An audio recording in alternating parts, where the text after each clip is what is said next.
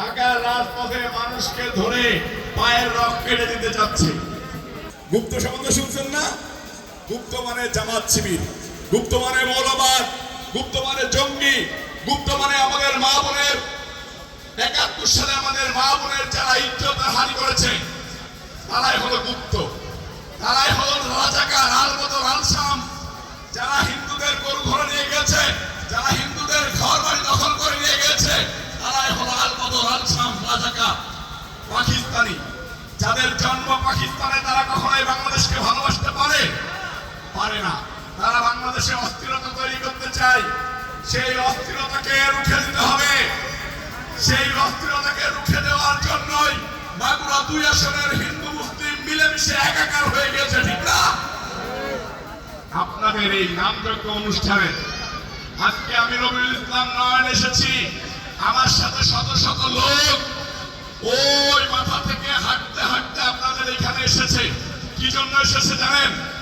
আমিও ওই ২-৩ কিলোমিটার ওদের সাথে হাঁটতে হাঁটতে এসেছি একটা জিনিস জানান দেওয়ার জন্য, বাংলাদেশের মাটিতে আর কোন মৌলবাদ রাজাকার আলবদর আলসাম তার জন্ম দিব না।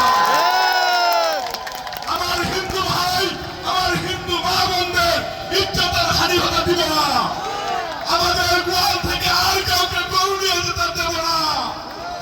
আমাদের মাঠ থেকে আর কাউকে জমি দখল করতে দিব না। সেজন্যই আমি হাঁটতে হাঁটতে আপনাদের এই মাহফিলে এসেছি জানান দিতে ওই রাজাকারদের জন্য। তখন যখন মুক্তিযোদ্ধারা পাকিস্তানের বিরুদ্ধে যুদ্ধ করেছে, আমার এই মা বোনেরা মুক্তিযোদ্ধাদের পাশে ছিল।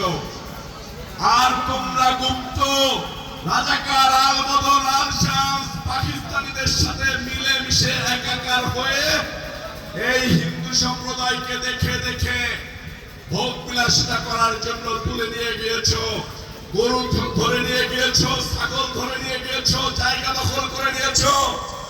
তোমাদের আর কোনো সুযোগ দেওয়া হবে না।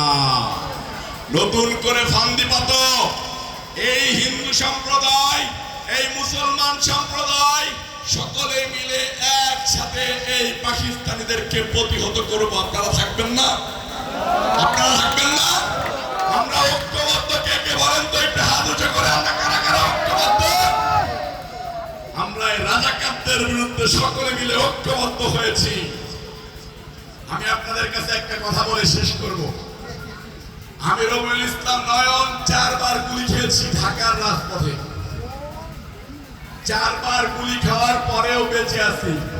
কালকে বাইতুল মুকাররম মসজিদের সামনে মনে করে জামাত শিবির তাদের আতুর ঘর, সেইখানে এই গুপ্তদের বিরুদ্ধে মিছিল করে আজকে ভোর সকালবেলায় নামযজ্ঞের অনুষ্ঠানে অংশগ্রহণ করবো দেখে ভোর সকালবেলা রওনা হয়ে চলে এসেছি আপনাদেরকে জানান দিতে, আপনাদেরকে ঐক্যবদ্ধ করতে। আমরা মাগুরা ২ আসনের মানুষ একত্রিত হয়ে থাকবো।